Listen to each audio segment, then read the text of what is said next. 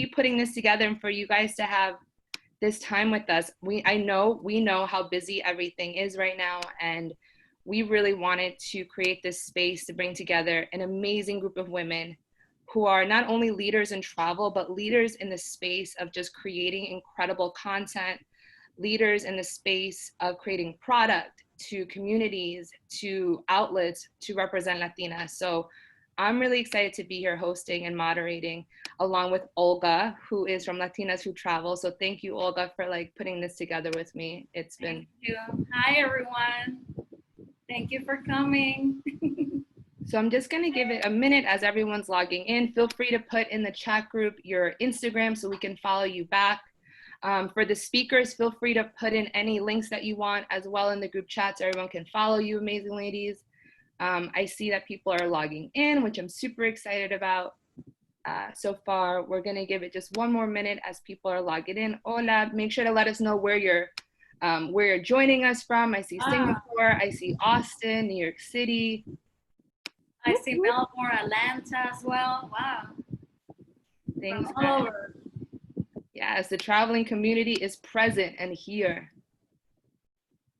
New Jersey, the OC, California. Washington State, Michigan, Denver.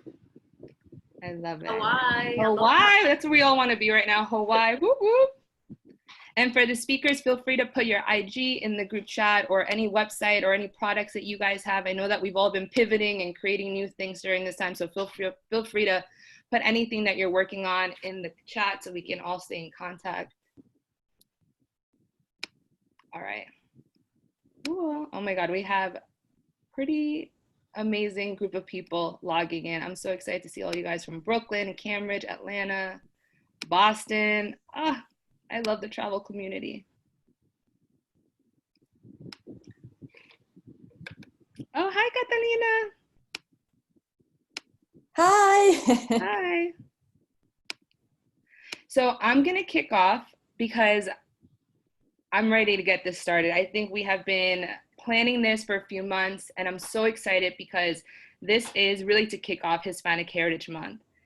When we were thinking of who would be a speaker, we wanted to bring together powerful Latinas in the space of travel, but we also wanted a very diverse group of speakers who really represent Latinas from all parts around the world. And I'm blown away because we really represent most of Latin America. And what I love about each one of you and the different journeys that I've met you is that we're 100% proud to be Latina. So today on Hispanic Heritage Month, it's so important to honor being Latina, to honor paving the way for many Latinas after us to continue on this journey. So I'm really excited to be here along with you guys and answer all your questions. We put together a whole bunch of questions that you guys sent in.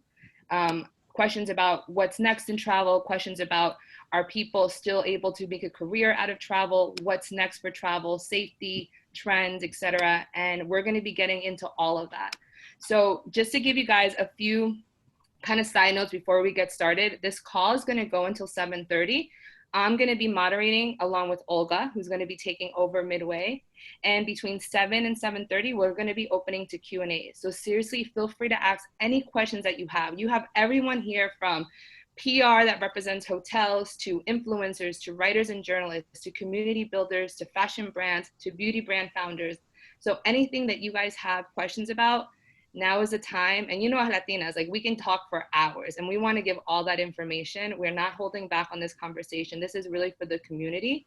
So I thank you for being part of this. So to kick everything off, I want to allow all the speakers to share a little bit about who they are, because again, it's an honor to have them here today before we get started. So to kind of kick off, I'm going to ask Ceci to go first. So feel free to introduce yourself and let everyone know who you are. Hi, everyone. Thank you so much for joining us. I'm super excited to be here. My name is Ceci, and I am a New York City-based travel and hospitality publicist. I am a first-generation Cuban American, so parents are Cuban, grandparents from Spain. I was born and bred in Miami, so I have very much of the Cuban culture embedded into my everyday life.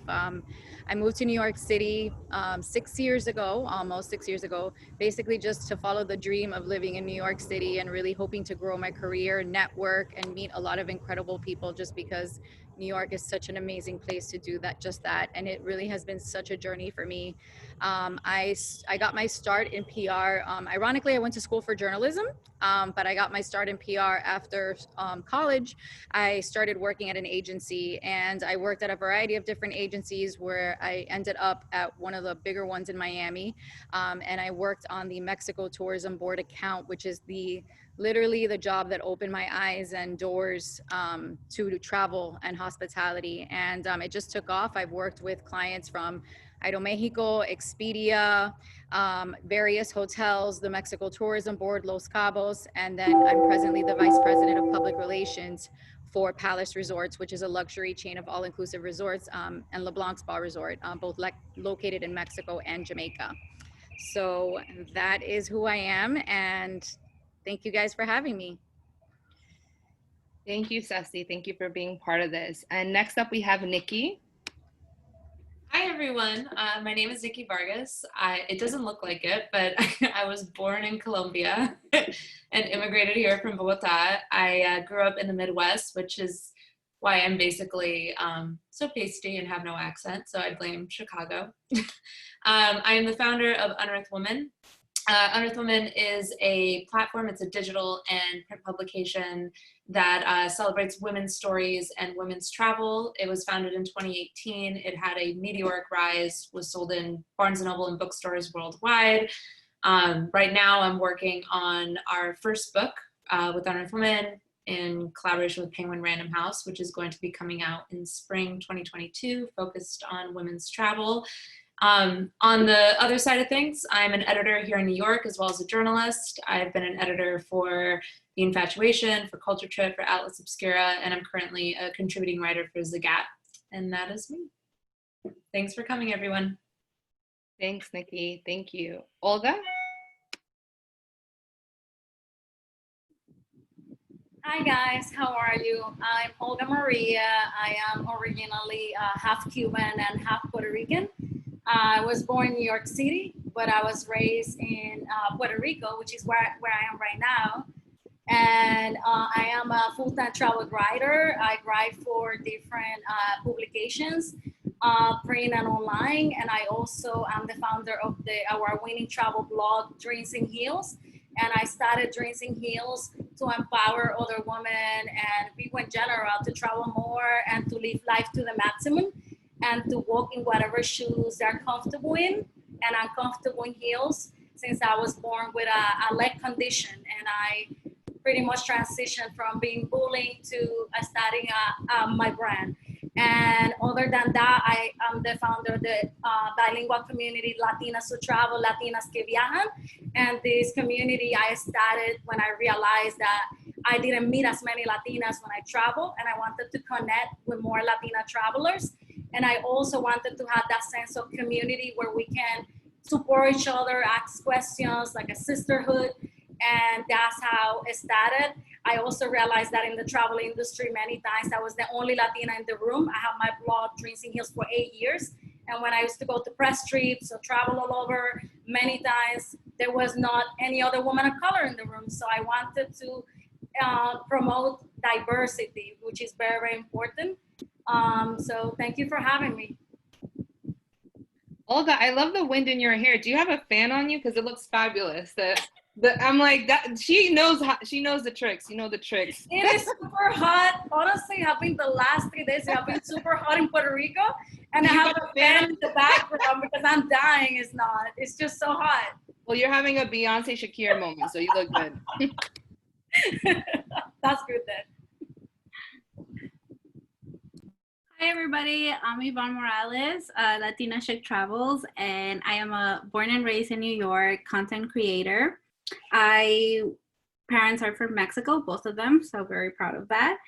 I majored in fashion marketing, and I spent 4 years in the corporate industry working as an assistant coordinator for a jewelry accessories brand. After the 4 years, I realized I wasn't happy. I love to travel a lot and I wanted to dip my toes into the freelancing world. So in 2017, I quit my job and I became first a dog walker. And then I slowly put my hands onto social media coordinator and now influencer.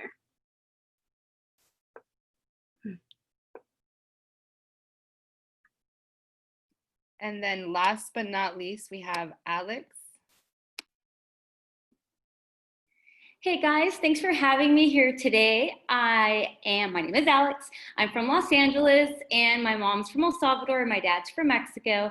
And growing up in LA, I always wanted to work in the fashion industry. So I went to FITM and had my dream job in the corporate world, and I actually loved my corporate job. I'm not like someone that hated my cubicle job, but I ended up quitting my job and taking 3 months off to travel.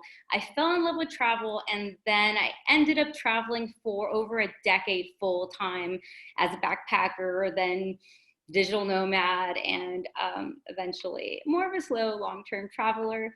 I launched my website, travelfashiongirl.com, in August 2012 because I was so tired of overpacking and carrying a big, oversized, heavy bag. And I wanted to share my findings on this website about how to downsize my gear. Either way, it ended up being a huge hit really quickly. I had 35,000 monthly visitors in 6 months, 100,000 monthly visitors the first year. And in 2019, I had about a million monthly visitors. And that was kind of awesome. And we were actually a 7-figure business pre-COVID. We've helped over 30 million women over the past 8 years. And I also launched Compass Rose Travel Accessories in 2017 because packing cubes were a really big part of my packing strategy. And on the website, I show people how to travel carry-on only using different techniques where they can roll their clothes and use packing cubes, in addition to capsule wardrobes and travel clothing that's functional and fashionable. And my next thing is that I'm launching a podcast to empower women, showing them that travel can be the catalyst for personal transformation. And that's called Travel Fashion Girl Unpacked. So thanks again for having me here. Of course, of course. As you can see, we brought in the works, and I wanted to say that, you know, for many who are on the call, I'm Stephanie Flor. I'm Costa Rican and Ecuadorian, and I am the founder of Around the World Beauty. We are a travel company that does women's trips all around the world, inspired by beauty, fashion, and culture. I think, like many, we know travel has been affected like no other during this time. And we really wanted to make this call about to really support the community, to get down to exactly what it means to travel during this time and the responsibility that it takes as influencers and leaders in the space to talk about travel. So first, I did want to do a little bit of an icebreaker before we begin. And, you know, I think being Latina, especially a lot of us first generation Latina, travel isn't something that our parents did a lot of. Maybe, I don't know, what about you? Whose family has traveled a lot before you guys? No, same. So I think that I really want to open up this conversation by asking, what was really that turning point for you? Because like many of us, traveling is a mindset. It's a mindset that we can do it. It's a mindset of being willing to explore the world, and it really changes lives. So I know, Olga, you kind of shared a story about how travel began for you. And I want to open it up to any of the speakers to share quickly when that turning point was for you to get into travel and to use this as your way of life. Well, for me, it was when I won a scholarship from Barnes and Nobles. I moved to New York when I was 18, and around when I was 19, I had a teacher that I was taking an advanced Spanish course with that inspired me to apply for this scholarship and for this study abroad program in Spain. And I ended up winning the scholarship and going to study abroad in Asturias, in the north of Spain, in the University of Oviedo. And honestly, if it wouldn't be because of me and my family, honestly, we couldn't afford it. And for me, that winning that scholarship changed my life forever. And I got also some grants, and I went 6 months to study abroad in Spain, and that opened up the world for me. It just changed my life forever. Like being exposed to, even though it was the same language, it was a total different culture, food, that I learned so much. I started traveling around Spain, and since then I got the travel bug. And after that, I got involved into another program, and I went to China. And then, I mean, the rest is, I mean, I keep going and going nonstop. So that's why I always encourage people, especially, you know, students, to look for resources, to go to their study abroad, to their scholarship office and apply and try to find different resources, because honestly, study abroad is just amazing. I love that. Nikki, do you want to share your story? Yeah, so so as I mentioned earlier, I was born in Bogota. My family immigrated here when I was pretty young. We left Colombia sort of at the height of civil war. So one of the reasons my parents sort of decided to pack up and leave was like a bomb had gone off a block away from our apartment. And that was sort of the straw that broke the camel's back. And so they moved to Miami and onward to the Midwest. But Colombia, because I left at such a young age, it was a part of me, but also very distant in a way. Like it sort of existed throughout my life and in the form of music or bocadillos that I would get, you know, my dad would bring, or little like memories or things, just sort of the mementos around my home. But I never really felt the connection to my culture, and my family never went back. My family just sort of, extended family sort of kept pouring out of Colombia because of the situation. We had a family member who was murdered by the FARC. And so as everybody sort of poured out of it, it just sort of became more and more distant. And so when I entered my early 20s, when I finished college, one of the first trips that I took internationally, actually the first international trip that I ever took on my own dime, was to Colombia. And that trip held so much weight for me because it's my culture, it's my country, it's where my parents lived, it's where I was born, it's where they met, it's where so much of my identity is based. And yet I really didn't know anything about it. And so I actually went to Colombia, and it was life-changing. And when I came back and I claimed my dual citizenship for Colombia, and it really just sort of launched my travel writing career to sort of write about, from an emotional standpoint, the ability of travel to change your life and to change your perception and your perspective on things. And so from there, I just started growing as a travel journalist and eventually into a travel editor.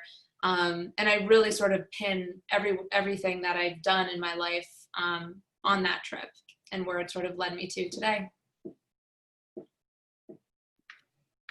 Wow, I love that. Another follow-up question about travel. You know, as Latinas, many of us probably, the first places that we went to was either Latin America or, you know, or another place around the world. What has been one country that really stood out for you and forever imprinted in your heart and really kind of led you to this whole Latina empowerment movement for yourself?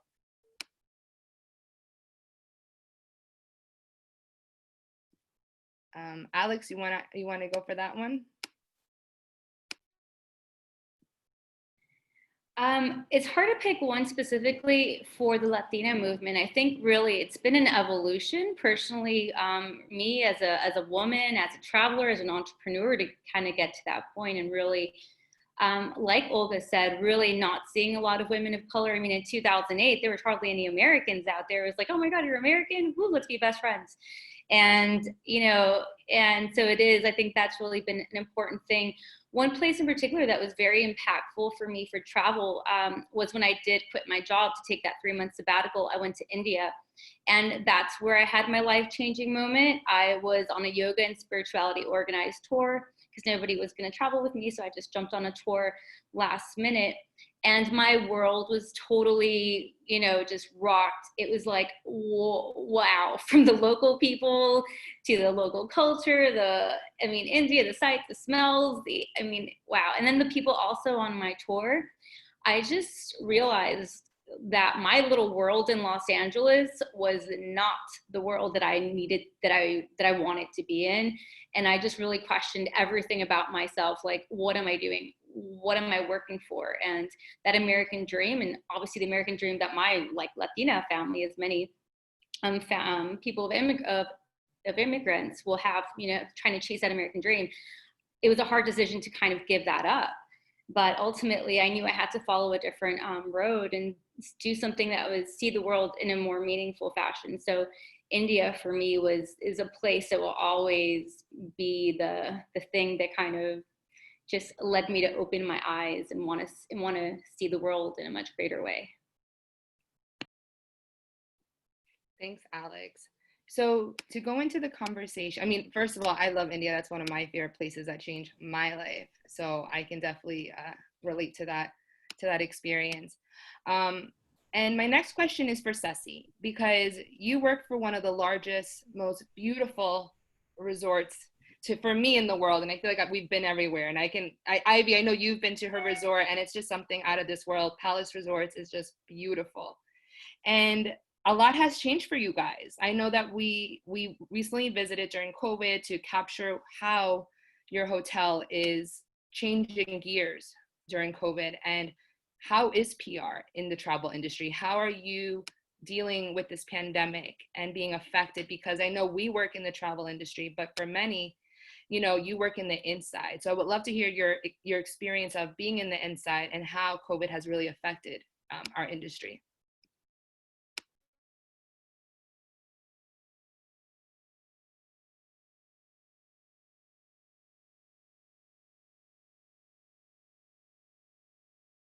Unmute. Could you hear me?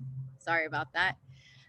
Yeah, so, working in the travel industry and specifically my NPR, where I'm basically dealing with media and pitching people like Nikki, and I think Nikki can probably attest to the fact that I think that in the beginning of this pandemic, nobody really imagined that it was actually going to last this long, right? So I think our initial response was to kind of, in the very beginning, we continued to push travel to Mexico because we just knew about this weird virus that was just like far away in China. And we're like, guys, you guys are safe. You can come to Mexico. Everything is fine.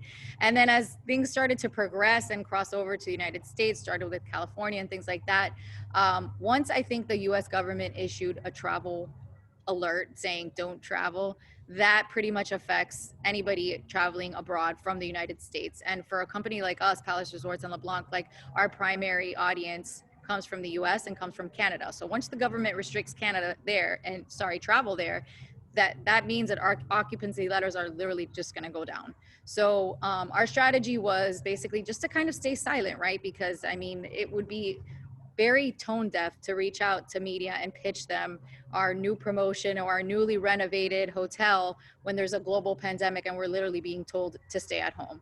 So our strategy was kind of just to stay silent for a while. We kind of waited things out.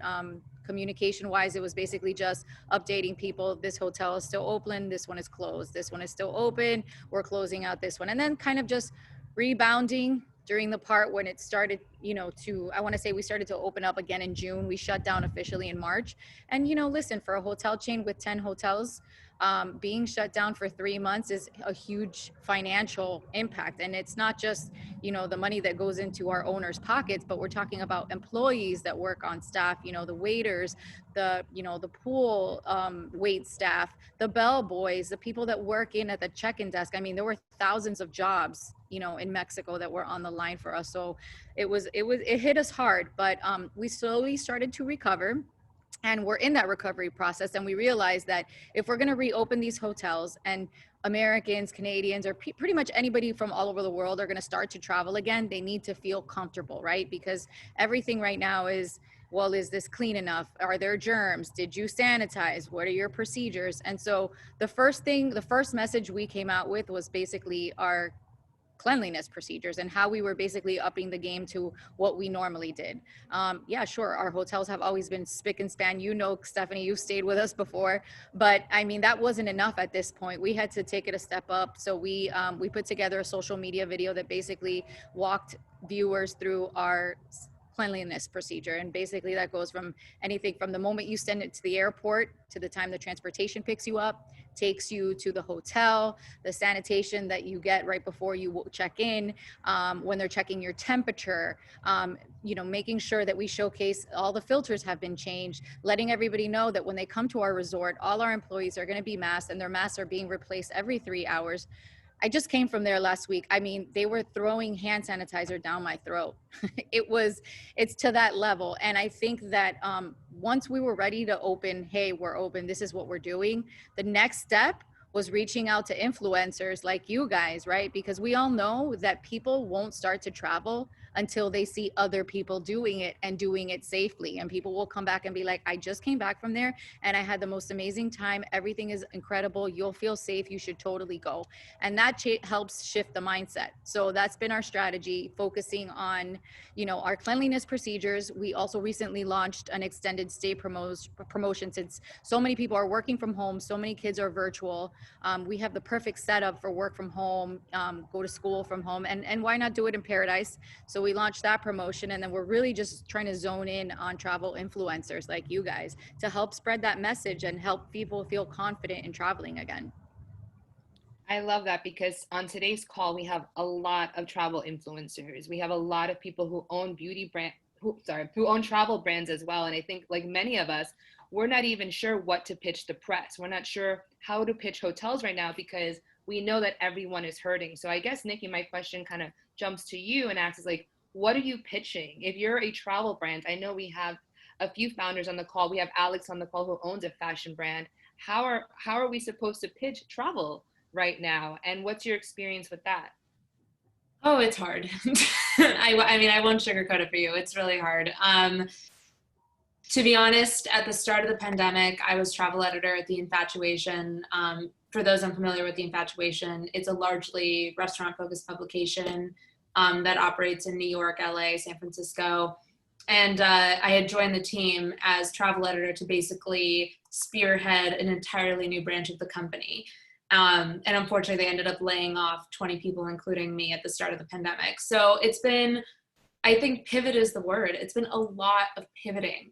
You know, even at this point in time, when it comes to writing about travel journalism or writing about travel, or even the pitches I receive for Unearthed Women, I'm still hesitant to do destination focused pieces. So at least on Unearthed Women, a lot of the content has shifted towards human interest stories, which is to say, Unearthed Women thankfully has the duality of covering travel, but also women's stories. So it's been a lot of focus on women on the front lines of coronavirus, still women to watch, you know, what women are doing right now in all capacities. And that's sort of been a blessing in a way, to be able to pivot towards profile pieces. And then for me personally, in terms of freelance writing, I've been obviously writing for Zagat and sort of moving again towards profile pieces in terms of what chefs are doing and restaurant owners are doing. So I guess the answer to your question, Steph, is right now, it's really hard to pitch a travel story that's rooted in a destination, because there's so much red tape. And it's not just red tape around international travel. There's so much red tape around even domestic travel. You know, for example, I was supposed to go to Philly tomorrow to meet my parents. My mom and my stepdad were flying in from Chicago to Philly. We were going to drive in. And we had this plan for a month, and last minute it was canceled because Illinois has just been added to the quarantine list for Pennsylvania. So there's so much red tape around travel right now, and it's so fluid and changing at a rapid pace that it's really hard to keep up. So what I've been seeing, both on my side and also just in the travel media industry as a whole, is just a focus on what's going on overall, what's going on in the industry, what's going on with the travel restrictions, just giving people the information they need. I have been seeing sort of a slow rise of content on people doing staycations, staying in hotels near home, what that experience is like, and also ways to travel that are a little bit more, I want to say the word confined, but what I mean by that is sort of road trips, you know, sort of ways to see and go out into the world that don't involve planes, don't involve trains, don't involve buses. And so I've seen a lot of interesting stories like that from, you know, colleagues of mine and friends of mine over at Women Who Travel at Condé Nast Traveler. Yeah, so it's tricky. It's definitely a tricky world to navigate. So if you're pitching, or if you're interested in pitching editors, you have to get more creative than ever before. And I think you have to think it's not just about destinations anymore. You're really trying to answer the question for people who are staying at home, who are afraid to travel, or don't even know if they can actually get there, and what the procedure is like, and what the quarantine is like, and what testing is like for them. I think you have to sort of put yourself in their mindset and be like, okay, what would these readers like to know. And the more information you can hand out that sort of addresses the moment at hand, I think that's what you're going to get if you approach editors. That's where you're going to get a byline. Yeah, I love that. Thank you, Nikki. And I know, Ivy, for you, you know, last time that we spoke, you were ready to kick off a whole movement called Latinas Virtual. And I keep, you know, talking with Ceci and a few influencer friends Alex as well, Olga as well, there is sort of a responsibility as a travel influencer to share what is going on globally. So I know that, you know, it's a very like sticky water because you don't want anyone at home to feel like, you know, look at us, we're traveling, but there is a responsibility with this career path as travel influencers to share hotels like the Palace Resorts that are doing everything in their power to keep people safe, because travel and tourism is their number one driving force for economy. So how do you feel about like your title, being an influencer, someone who, you know, is taking this approach of sharing with people what the truth is on your end so they feel safe? I went in July to Cancun. I went for my anniversary with my husband, and we felt safe to go at that time. It was the end of July, almost August, and I just wanted to be extra careful just in case anything happened, worst case scenario. So Mexico doesn't regulate you to take COVID tests. So I know that a lot of countries want that first. So I made sure to go get a test before going there. We decided to stay in an all-inclusive so we can just stay in one place. We had the advantage that we got married in an all-inclusive, so we wanted to revisit the same location and see how it is. Once we got there, I noticed that everybody was really safe with everything. I wasn't there to work, but I still wanted to record and like give everybody my experience of the traveling experience, because I felt like that was more important and that's what everybody is looking for. I did get a bunch of DMs, and I still do throughout these 2 months. They're asking me, what paperwork did you have to do? How was the immigration thing, temperature checked? Where can I go get a test that it's 72 hours? Like I still get all these like safety questions than actually like hotel questions, which like you said, people, if I put myself in people's positions, like mentality are first, safety first. I want to know how to get there safe. Everything went fine. I felt more safer in Playa del Carmen because that's where I went, and the whole process was very professional. I saw everybody was wearing their mask, no issues in the airport. I did have the advantage of going to my hometown in Mexico, which was a different story and a different location, more of a small town. And that's where I saw the difference in like getting my family's opinion, and everything about safety there wasn't as it was here in the United States and Playa del Carmen. But I still gave my audience the reality. I was like, this is how it is here and this is how it is there. And I feel like that's what everybody really appreciated. And yeah. Wow. Well, Ivy, thanks for sharing that. I mean, that's a really interesting perspective because it's important to share what's going on. I mean, we're all in this. So Olga, I know you're going to be taking over moderating. So I'm really honored again to have all of us here, and I'm already getting so many nuggets. So whoever's in the chat, feel free to put your questions, because obviously we have a lot of answers to offer. So Olga, go ahead, girl. I did want to say something that I saw was popping up in the chat, and actually, Alex, I think you kickstarted it with a very great comment. I think what's also so tricky to navigate right now is that there's almost like a morality issue surrounding travel. So it's not just the logistical approach of like, can I get there? How can I get there? Is it safe to get there? But then there's also this whole other side of the conversation of, is it ethical? Is it moral? And I just sort of want to pose the question to everyone, because I myself struggle with it too. Like I'm in the camp that as soon as I can, I want to get my ass on a plane. You know, and I've been going to Chicago to see family, but I'm, you know, as I put in the chat, like as soon as Colombia opens its borders, I'm there. So what's interesting is sort of this morality aspect of it, of as people that, you know, command an audience and have influence and run businesses, and the movers and shakers of the travel world, if you will, you know, sort of where does that compass lie in terms of like morality and ethics around traveling right now? Just question for the group. Yep.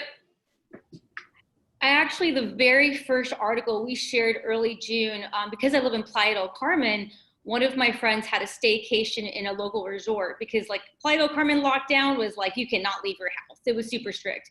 So as soon as it opened, they like local expats took advantage of some staycations in Cancun, and the resorts are awesome and doing a great job.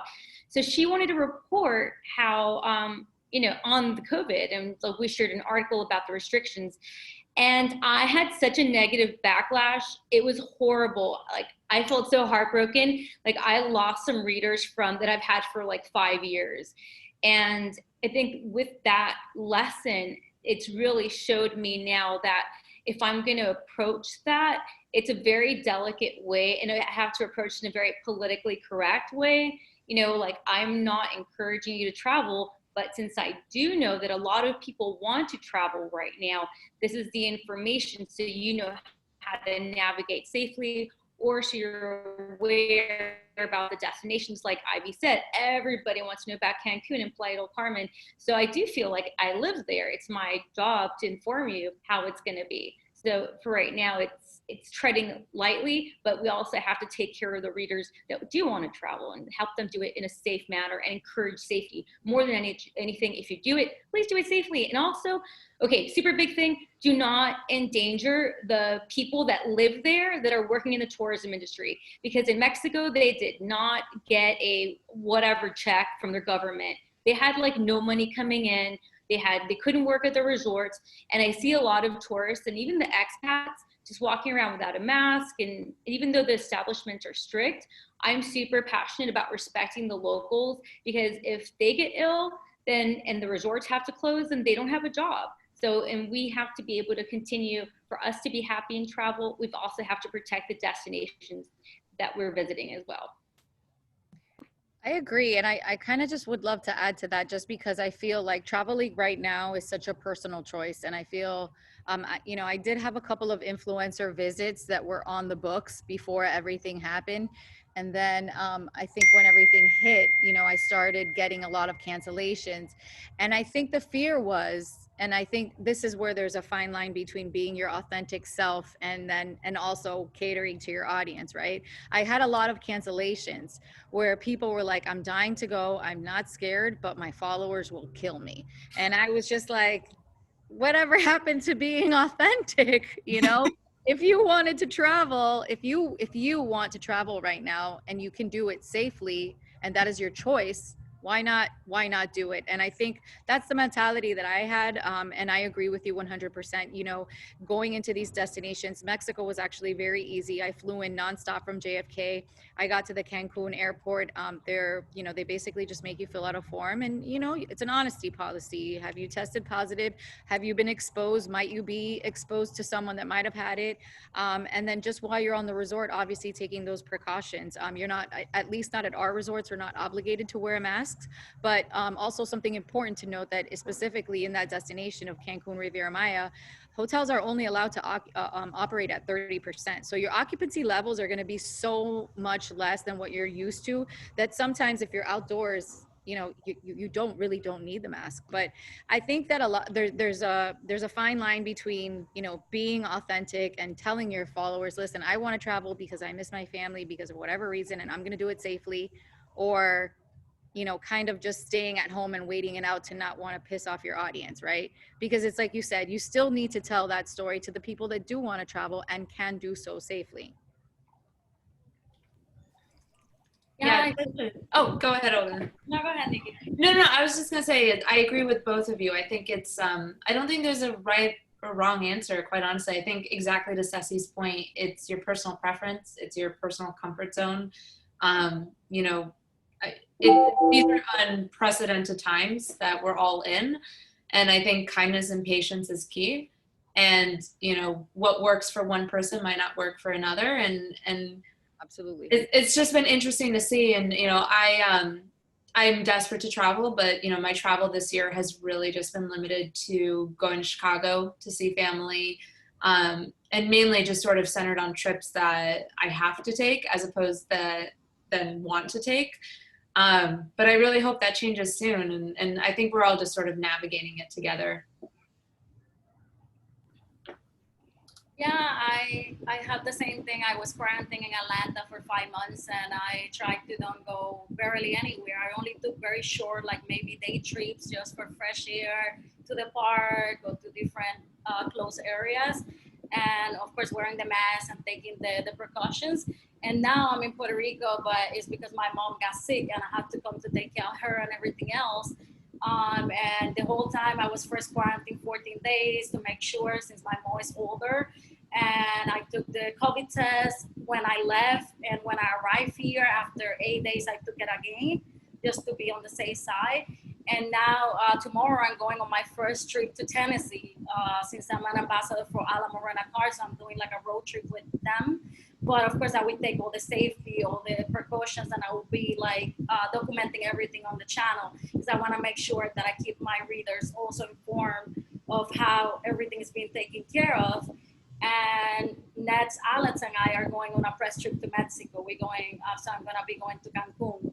So I hope to also, I feel good of what Ceci just said about the airport and the measurements, because we will be in Mexico. Well, I will be in Mexico for a while, for like a month. So it's quite scary times, like, but I feel that, you know, like we all should keep, you know, take the right precautions and to keep our audience also informed of the best practices.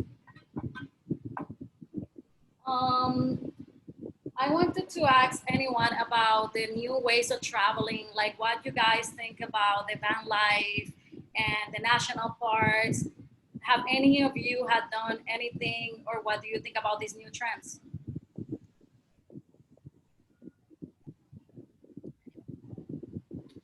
I'll start.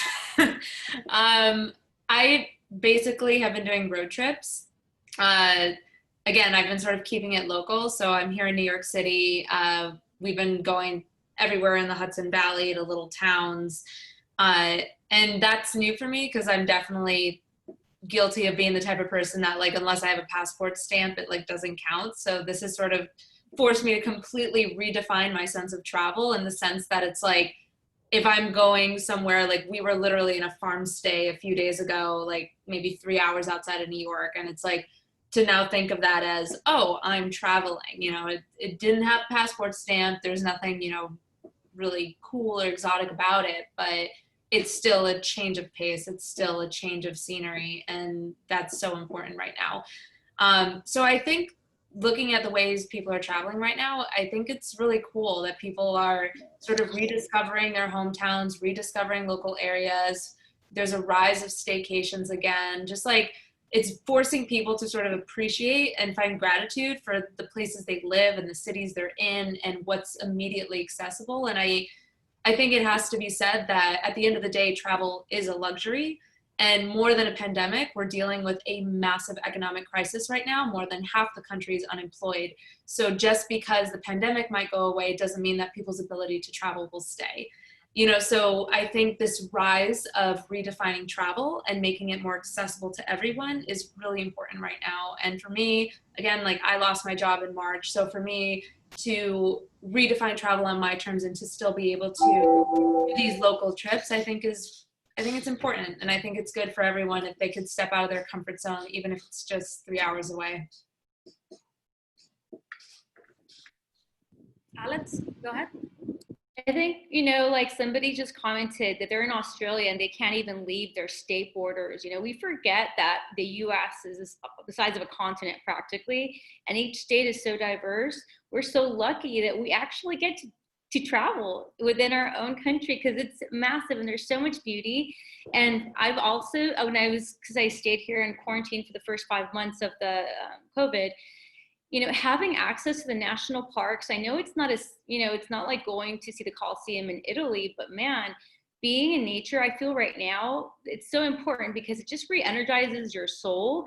Being in a beach, even being at a resort, you know, a non-traditional, you know, like I'm a traveler, I don't do resort travel as much, but right now, even staying at a resort, watching the ocean, just being there, especially when we've been in Georgia for so long, I think is incredibly important for mental health, especially.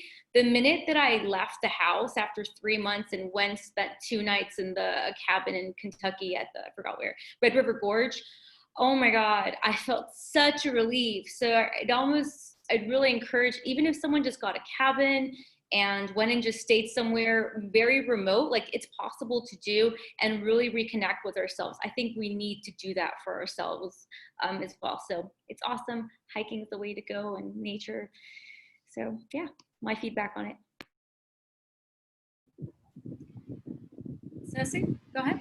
Yeah, I mean, I think it's been great in that aspect. I think that I share the same thoughts as Nikki, right? I felt like if I didn't stamp my passport, it didn't count as an adventure. And I think that specifically here in the United States, I mean, we have 50 states, and they're so, like, they're filled with so many incredible things that I guess we ignore because we want to see what's on the other side of the pond.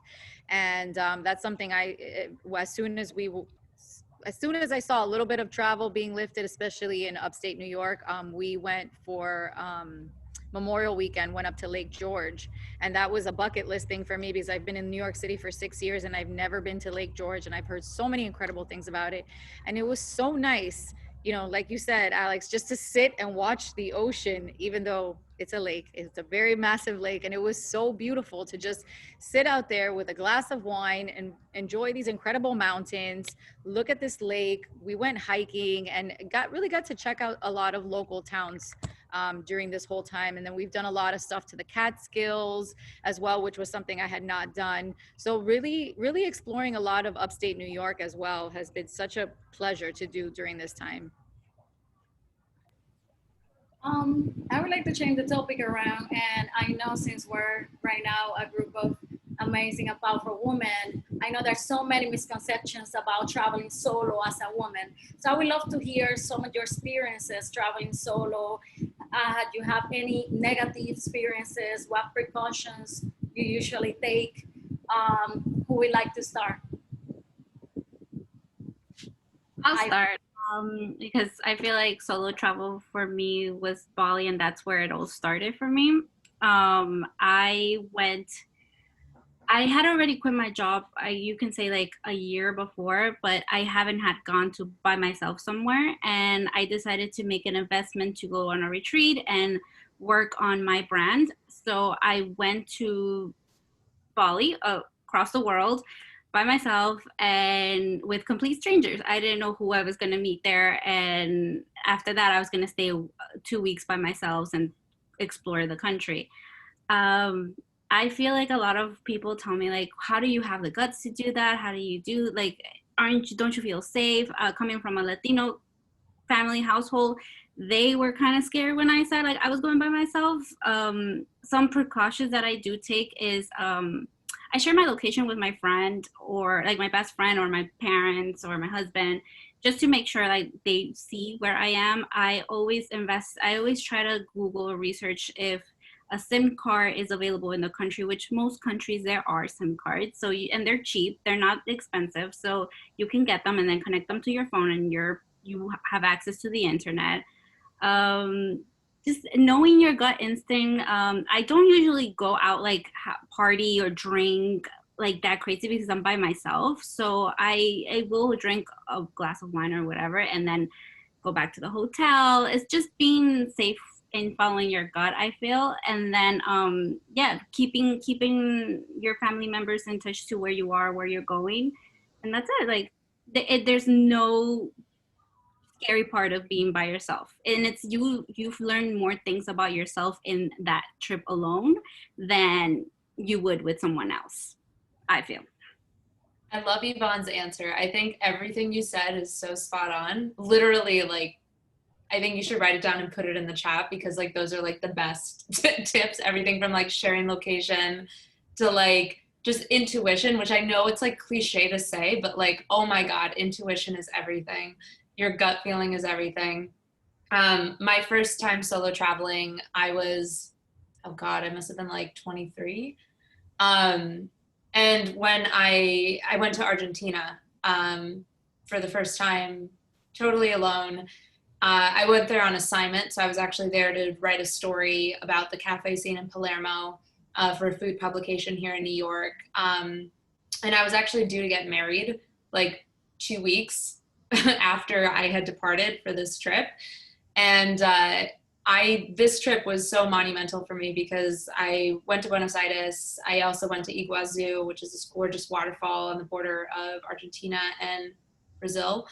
And I actually, during this trip, I had this like amazing sort of almost cliche introspection and sort of realized I didn't want to get married. And so I went back to New York and called off my wedding, which was a huge onslaught of drama. But I always like to think that if it hadn't been for this one trip and this opportunity to take myself, pull myself far away out of my comfort zone, out of New York, out of my situation, and allow myself basically perspective on my life, that I wouldn't have had the guts to make that decision. And so I think to Yvonne's point, I think, you know, the power of solo travel really is that you can learn so much about yourself when you give yourself the opportunity to sort of venture into the world alone. I totally agree with both of you guys. Traveling solo changed my life forever. And I started traveling solo when I was around 19, but I feel the one that really, really changed my life was when I started traveling solo when I got divorced. I was back then living in New York, and I had like always like, you know, I kind of go and travel, but I come back always home. But after I separated from my ex-husband and I got divorced, after a year and a half, I left on a trip to Germany. And from there, I just literally skipped my flight and never came back. And I called my friend in New York, and I put all my things in storage, and I just gave up my apartment. And I stayed living sometime in Stockholm, in Sweden, and I started traveling around different places along Romania, Bulgaria. And the place that changed my life, I think forever, was Turkey. I arrived there, and I ended up just staying there and lived there for several months. And I think, I don't know, Turkey for me is my soul country. So everything about it, the food, the music, the people, I'm just so in love. And I always encourage people definitely to travel solo and to just like Ivy say, it's all about common sense, about instinct. And I always like have my phone on lock, and I put the SIM card in, and I also have like a pocket Wi-Fi device that I use, and that I connect to it, and I use it for work on the go and everything. Yeah, and I just feel like traveling solo doesn't matter your age, doesn't matter when. It's just powerful because it helps you not only learn about other people, but to grow as a person and to become better every day. Ceci? Yeah, I just want to add to that because I agree what you said. It doesn't matter what age you do it. I feel like at every age, you're going to have a different experience. My first solo trip, and kind of going back to what Stephanie was saying in the beginning, which was, you know, a lot of our parents didn't travel and they were very hesitant. So when I went away to college, they didn't even want me to do that, but that's a different story. They were really kind of like upset that I wanted to go study abroad one semester. They just couldn't understand why did I need to go so far to get an experience that I could get at home. And so my study abroad was in Spain, and ironically that's where my great grandparents are from. So that was the first trip I took. I was in college, I was so young, and it was such an eye-opener. And that's when I really realized that there's so much more to the world than where I was, and that changed my perspective on especially living in Miami and living, you know, in Florida, and kind of being in that bubble where the only traveling I ever did with my parents was Disney World, cruises, you know, the Florida Keys, because those are the things that you do that are close by, convenient, and, you know, affordable, right? And so I think that was such an eye opener for me, and that's really what made me want to leave Miami and explore the world. And it was such a different experience than when I travel solo now. It's a completely different experience, but I think it's something everybody should definitely do at one point in their life. Totally, definitely. So has any of you like heard always about like you have to win the lotto to travel? So I would like to hear from any of you, like what budget tips, I mean, you have for traveling. Anyone? Okay, I was a budget traveler for so many years. Like I traveled full time 5 years before even launching my website from 2008 to 2012. So that was pretty much doing it on a budget, like literally like working my butt off 20 hours a day, 7 days a week, saving every penny, like not eating out, selling all my clothes, my furniture, my shoes, everything. But you know, it's possible to do it. And I literally, I think even like Nomadic Matt, which Nomadic Matt, thank you for your support over here in the Nomadic Network. Really appreciate it. Quick shout out right there. But like Nomadic Matt has the book, you know, how to travel $50 a day. And that's literally how I did it. I saved like $13,000, 2009. I worked like the whole year, then took that, went on my round the world trip the following year with that much money. And I was like 9 months, and that was fantastic. And in some places, like in Southeast Asia, you can be there for $20, $30 a day. You can maximize your budget by going to cheaper places, staying at hostels, and also like sharing accommodation with travelers that like, which I totally did, just like meeting on the road. So there's so many ways. And one of my favorite ways that I used to save money traveling is to do work exchanges, where I would work in exchange for accommodation and like room and board. So like Guatemala is an example where I spent 5 weeks working on the Rio Dulce in the jungle in Guatemala, like no Wi-Fi, far removed from everything, and had one of the best experiences in the world. I didn't spend any money, and I got to just enjoy this great experience. So it's workaway.info. I'll type that in the chat, but definitely open your eyes, like open your options up to different things, especially if you can travel longer term, or now if you're working remotely, you don't have to like have this luxury Airbnb with a view. You can do it in different ways, you know, and treat yourself like at the end of the trip. So you can do it on a balance. Just want to throw that out there. Those are great tips, Alex. I would like to ask, in terms of the pandemic right now, how many of you have any of you had to reinvent yourself? I mean, let's talk money. How you guys have been doing to survive? Did you have to change things around with your content, with your social media posting, or start a new project? Ivy? Well, I'm in New York City, so I did do the upstate thing. I have a car, so I would drive back and forth a lot. But I did, once New York City opened more like outdoor dining and the rooftops, I decided to do more rooftop scenes and more, just in general, more New York City things to do. And I would make it a priority to always, I would always put like new norms. So like, what is the new normal of that place? And I feel like a lot of people have been liking that. I went viral on a video in TikTok also doing that. So I feel like that is something normal that I've started doing, and I like it. And like I said, it goes back to me even traveling to like Mexico, like always safety first and showing people, because that's what they want to hear. And I did also start more investing time into the Latinas virtual Instagram. So I want all entrepreneurs to like build a community there, and we all share all our struggles, our wins, our anything informational, like me helping them how to do networking or how to create stuff on Canva when you don't have, like, you could just do stuff on your own on Canva for your own business, just for like a small business or entrepreneurs that are starting their business. That's what I've been focusing thanks to COVID. Because I did have a whole year. I was going to work with I was going to do a lot of press tours and all of that, but then COVID happened, so I had to pivot my way to something else. That's wonderful, Ivy. Who else had to reinvent? Alex, probably, right? You want to share something about that? Oh man, like sitting in Los Angeles at a business mastermind on March 12th, like just like my heart dropping when the announcement was made. So like, yeah, seeing travel completely decimated was insane. And for me, you know, I had a team of 10 people at that point that have been working with me and that are a family. So not just pressure of providing for myself, but providing for 10 families as well around the world.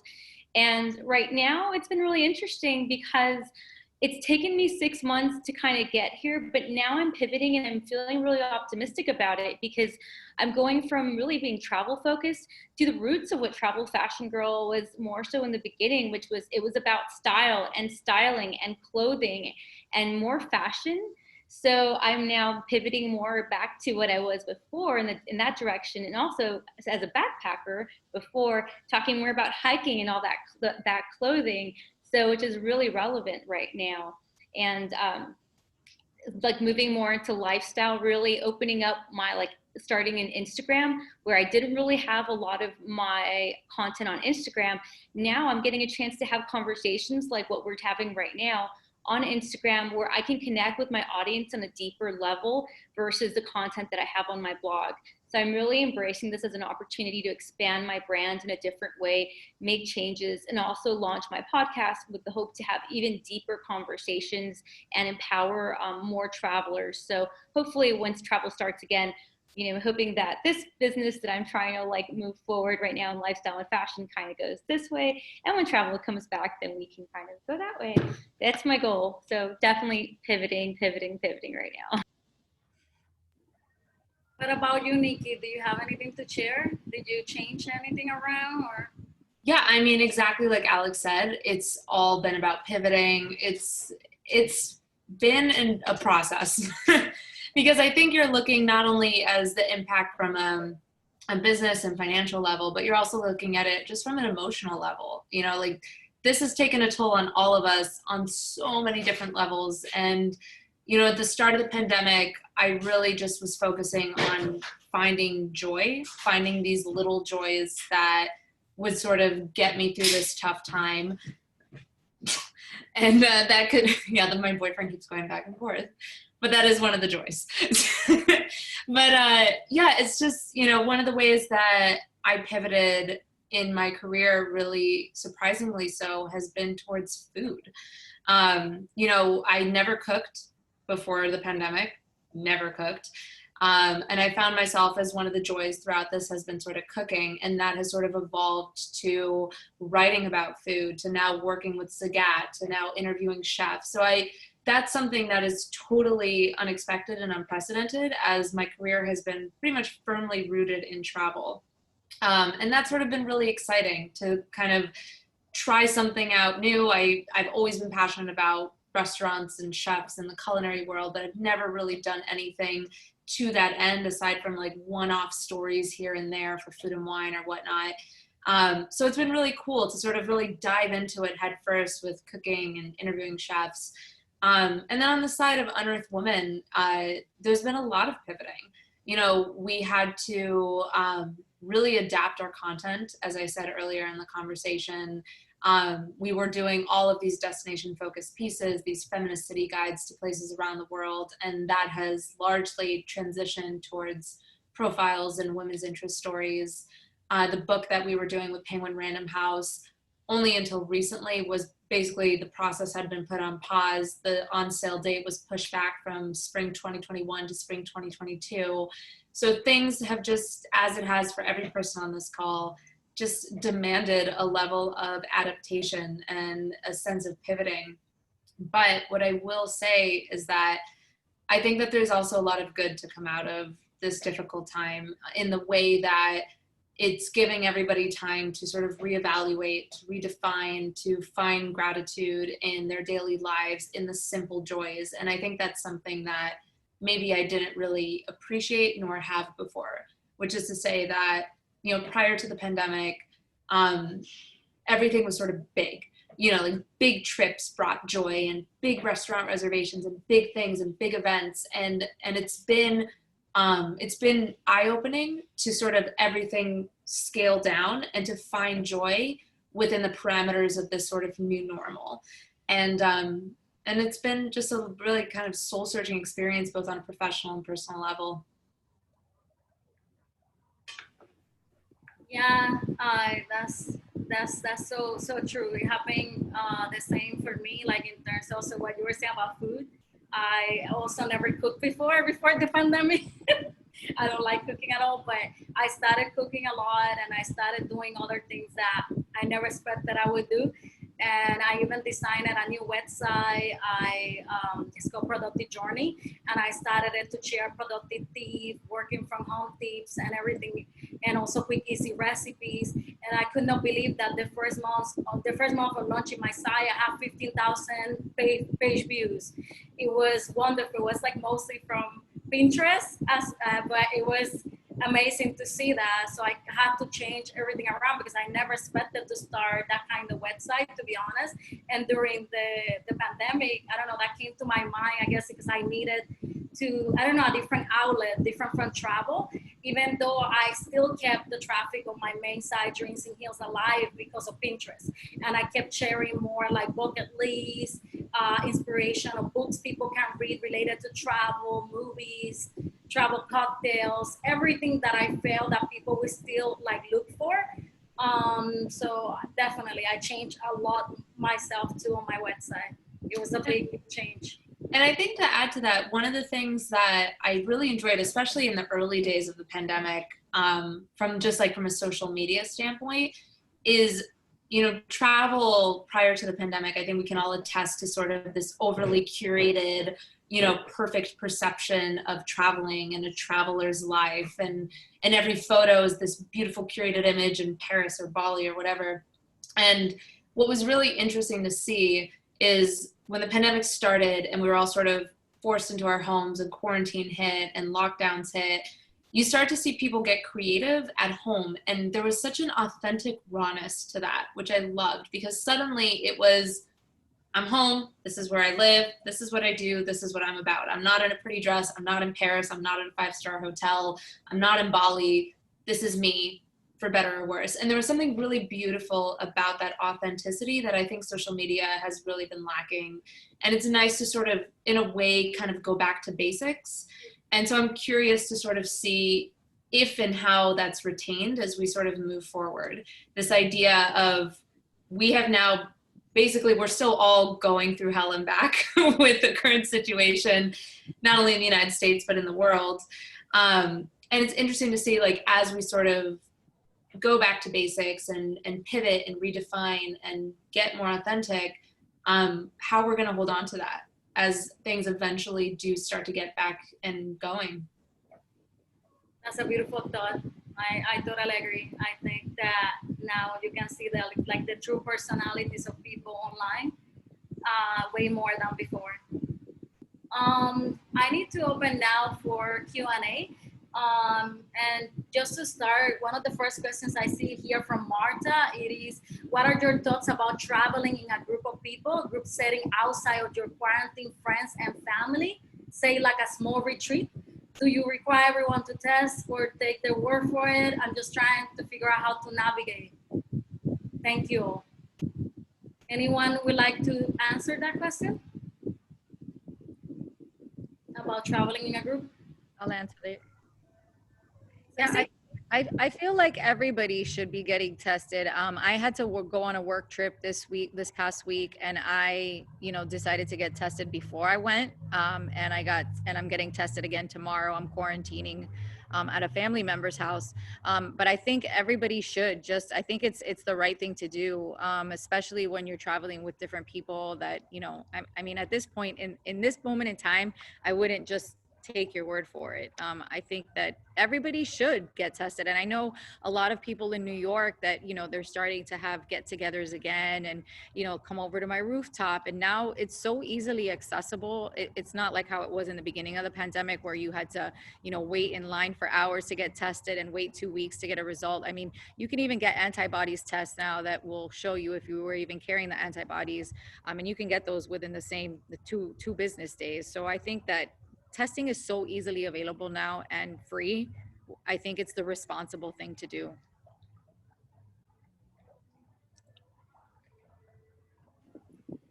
I see another question here. How is flying right now? It seems like all the airlines require masks, but if someone is sitting in the row in front of you, that's definitely not 6 feet of space. Have any of you guys have fly recently that you want to share your experience? Ceci? Yeah, I actually just flew last week. And so and this is my personal opinion, but I truly think that, a lot of these airlines that are blocking the middle seats, I think it's great that they're doing that, but I really think it's just a psychological trigger to make you, the consumer, feel better, because a person sitting next to you or not sitting next to you, if there is COVID in the air, you're it you know, you're just as susceptible to get it than if you just don't have someone sitting next to you. I flew Delta JFK nonstop into Cancun, and they are blocking the middle seat, so I didn't have anyone next to me at all.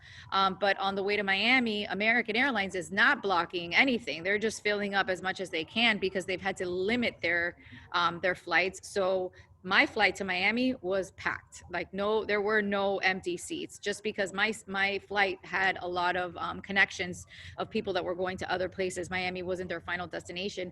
And I didn't feel unsafe. I honestly, I feel that planes are cleaner now than they have ever been in the history of planes, just like subways. If anybody's been on the New York City subway right now, it is impressive. So I think that the fear of flying is more of a psychological thing. Me personally, my experience was the planes were clean. The staff was incredible. They're not, you know, they're not serving food and things like that. They're giving you a snack box. But I didn't feel uncomfortable or unsafe at all. And, you know, you have to wear a mask the entire time, which is a little uncomfortable, but it's the best thing that we can do to take care of each other. The only time you can take off the mask on the airplane is if you're drinking or eating. And yeah, I had a great experience with both airlines. So I really can't, I have no complaints. But if for comfort level, I think some people might be more comfortable flying with airlines that are blocking middle seats. Anyone else wants to add anything to that? I flew, but it's this. I mean, I flew one Delta, Aeromexico, and the other one JetBlue. JetBlue did block seats, but like as I said, it's the same thing. If somebody there has it, you did both airlines. You have to wear the mask at all times. So I feel safe. I personally feel safe if everybody wears their masks in the airplane. That's it. Agreed. Yeah, it says more sacrifice, like Alex just said in the chat. Anyone else have any other questions that you can put it in the chat right now? I don't see, did I miss any other questions? I don't think I missed anything else. Dennis asked, what are the good habits or changes due to the pandemic? That will be long-term positive changes in the tourism industry? I'm not sure if Ceci could answer that since you worked down. Sorry, I don't see that one. What was the question? Dennis says, what are the good habits or changes due to the pandemic, and there'll be long-term positive changes in the tourism industry? I think that, you know, I think for starters, like venues are going to be more conscious of capacity. I know that hotels are always going to forever be extra OCD and implementing these cleanliness and safety procedures. I think that, for example, for us, we pivoted completely, got rid of all our menus. And so we have everything digital, right? So you can be at the resort, you can be hanging out by the pool, you download our app before you get there, and you can order your room service. I did that many times while I was there because I was so tired. But you can, you know, you can view the menus to every single restaurant. And honestly, that's just something that's just efficient to do, right? So we're saving money and saving the earth from printing so many menus and things like that. So I think it's basically, from a hotel perspective, we've also tapped into just using technology that much more. Also, one thing that we completely got rid of were room keys, and we were already in the process of doing that. So now basically you just swipe your wristband and that opens your door. Like I said, room service, you can book a massage, you can pretty much do anything that you need to do using an app, completely eliminating contact, which actually makes things a lot more efficient. So I think that's one of the things that's gonna stick around. I think hotels and brands had to force themselves to kind of rethink minimal contact, but still be efficient in delivering the services that they need to, right? So. And I love the digital menus also because it's great for also saving the environment. Like you don't have to bring as many papers. I noticed that even here now in Puerto Rico, everywhere you go, you have to just scan the phone and then the menu just open on your phone. I think it's amazing. It's fantastic. I think it should stay. Let me see what other questions. Can I add one more thing, like an unexpected thing? I think like because now companies have also, because they're allowing remote working, they've now seen that people can work remotely. So there's this unprecedented opportunity for people to travel. Before it was just, bloggers and online entrepreneurs and digital nomads that were working online and now and working online while traveling. But now even people with corporate jobs can travel and they don't have to like move around from city to city every other day. You can go and rent an Airbnb for a month somewhere, even if it's domestic in the US.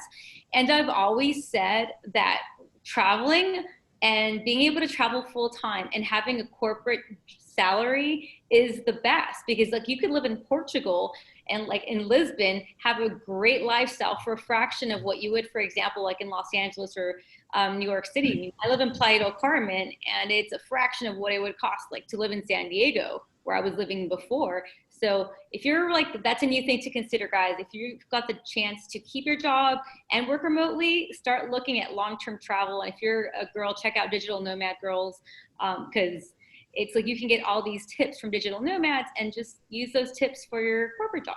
So side note. Yep, that's a wonderful advice, especially now. That's what I've been doing too. I've been living in Ukraine. I live in Ukraine like part of my year, and it's so cheap to live in Ukraine, and I love the culture, the people, and I can work remotely. So and I love that group. The Digital Nomad Girls is the best. Anyone want to answer in terms of hostels? Do you believe that hostels will be okay after COVID-19? Ali, he asked that question. Anyone that usually stay at hostels? Because I don't really stay at hostels. That's why I cannot really. I don't know about the hostels themselves, but I'm just kind of feeling like the backpackers. I mean, it's really hard to social distance that, when you're in dorm rooms. So I can't really imagine that the travelers are going to continue to wear their masks. And hostels have always been, like a lot of hostels have always been kind of like shady about their cleaning practices to begin with. So it'd be great if it sticks around, but personally, I'm not so optimistic about it. I feel the same way. In terms of, what was the next question here? When was the first time each of you started making a living in travel? I would like to hear from each of you. Nikki, would you like to start? Sure. So I started travel writing, I guess. I guess you could say. I was working in advertising here in New York. I actually graduated from journalism school, and I graduated at a time where bloggers were on the rise. So when I graduated, it was very difficult to break into the journalism field. And so I ended up sort of stumbling into the world of advertising. And it was meant to be kind of a brief foray, and it ended up being 4 years of my life. And I felt myself sort of getting further and further away from what I had actually intended to do with my career. So I started freelance writing on the side, just looking for ways to flex those editorial muscles and flex those writing muscles, although it wasn't my day job. I knew that I would eventually want to get into editorial. So I started freelance writing. I wrote for Food and Wine. I wrote for Vice. I wrote for Roads and Kingdoms. And really, the more that I had built up my freelance writing, the more that I started getting assignments that allowed me to travel. But what really, really sort of was the on switch for me was that I had started a blog. The blog is now defunct, but I started a blog called the Pin the Map Project. And basically what this blog, Ceci remembers. I remember, that's she took a chance on like baby Nikki back in the day with my blog. It worked with me. Yeah, but I started a blog called the Pin the Map Project. And really the whole point of the blog was that I knew I wanted to break into editorial. I knew I wanted to be an editor, but the opportunities weren't presenting itself. So it was sort of like a field of dreams mentality. I was just like, what, to hell with it.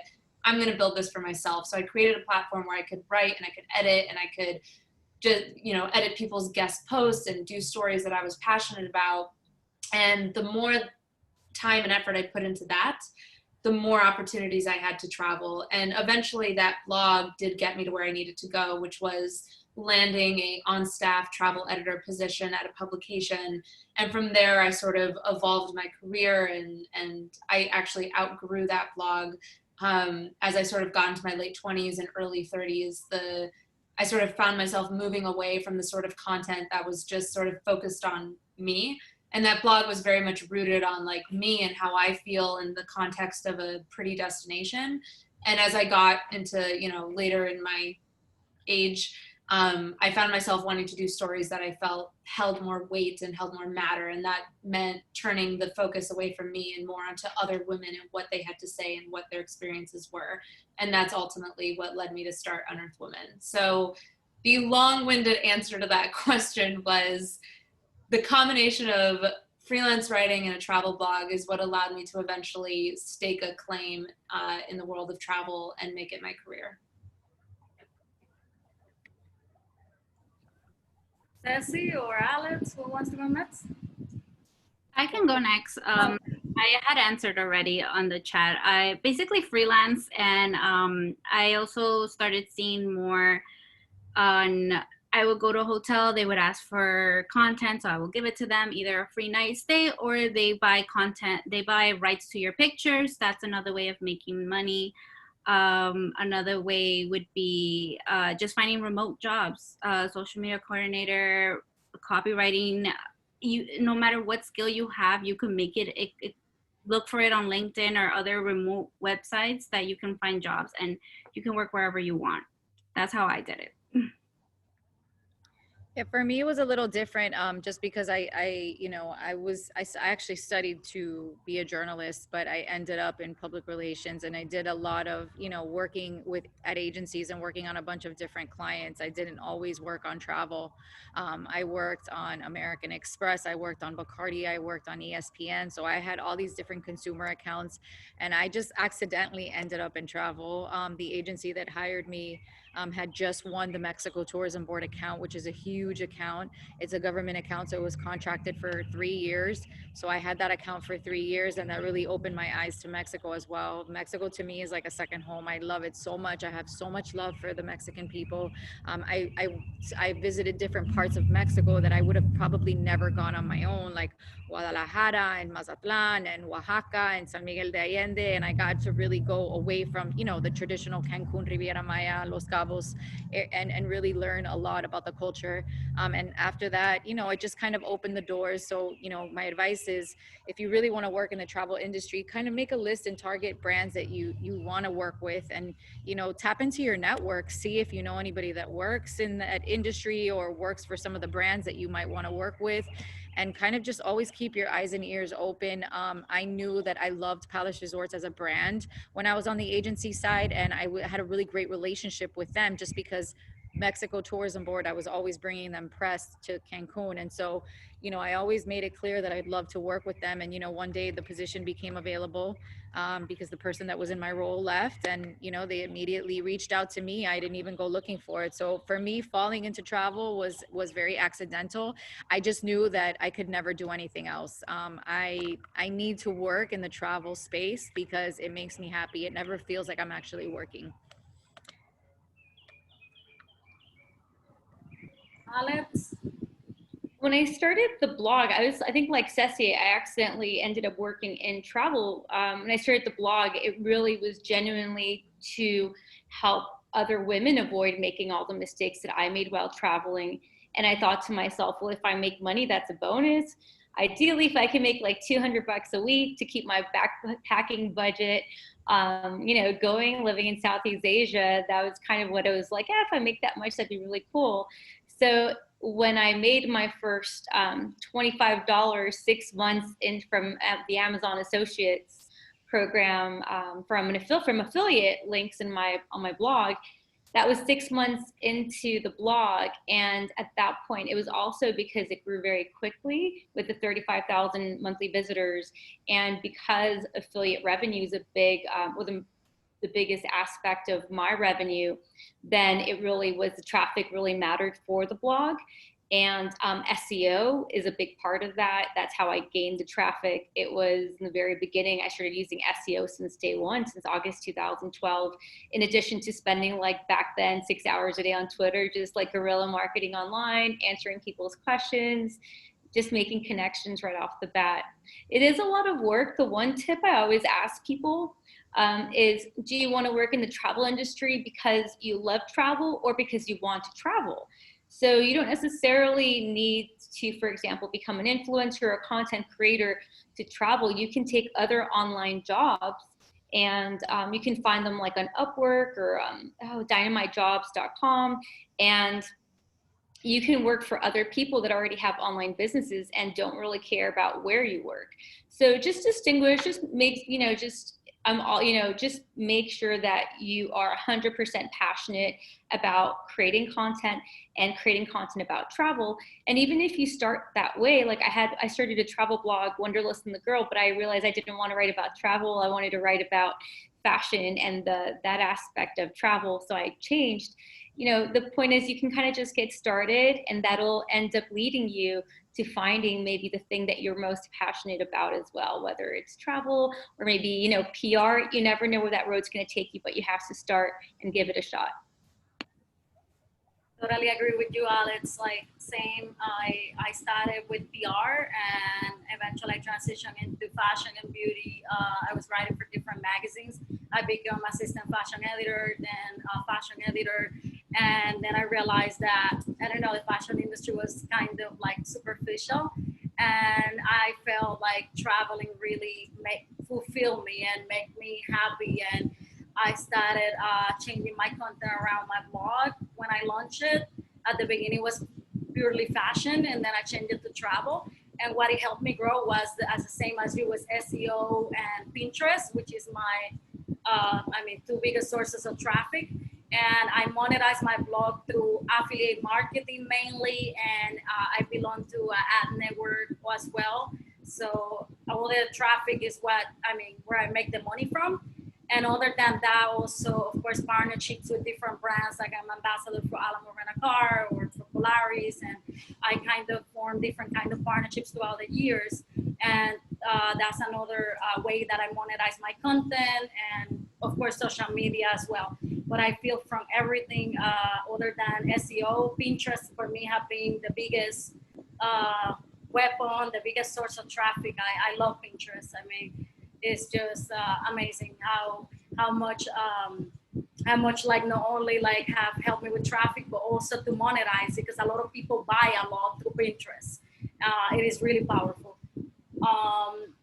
Anyway, we're gonna have to wrap up soon, but I didn't want that we leave without answering Maria's question somewhat, because she's a communication student, and she's asking about how she can prepare for the field. She's trying to combine broadcasting with PR. So I'm assuming, Ceci, you will be the best person to answer that. Yeah, definitely. So actually my degree was in broadcast because I really, really wanted to be a TV reporter.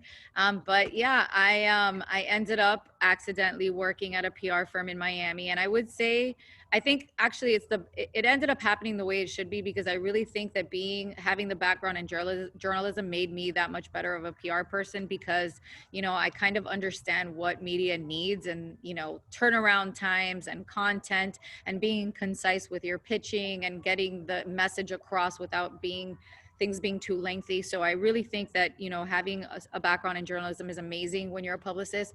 But the best advice I could give you is to get as many internships as possible and get as much exposure to people in the industry, just because, when these positions become available, at the end of the day, your credentials are super important, but your experience is really what's going to help land that job for you, right? Because I think that, once you've worked for me, I've worked with airlines, I've worked with online tour operators, I've worked with hotels, and I've worked with government destinations. So I feel like that has just made me such an asset to my role right now, because I know how government works. I know how the airlines work, and I know how the agencies work. I've also been in-house versus agency is completely different too. So I highly suggest that you get an internship at an agency, but then maybe try to get your next PR internship in-house, because when you're a publicist for one brand, your world is completely different than when you're working at an agency and you're working on multiple accounts.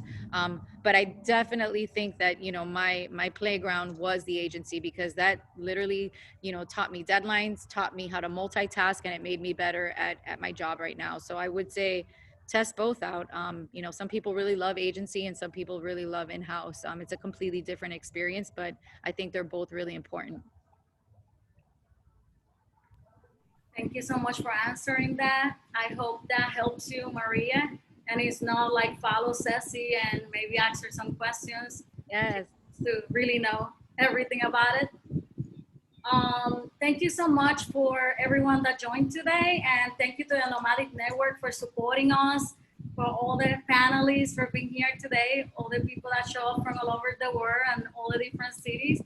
And Stephanie, for sure, she's not here right now, but you guys should check out her Latina beauty box that she created. It's amazing in around the world beauty. And she has like everything, like all the different products that she gathered as a traveling makeup artist. So when you guys have a chance, check it out.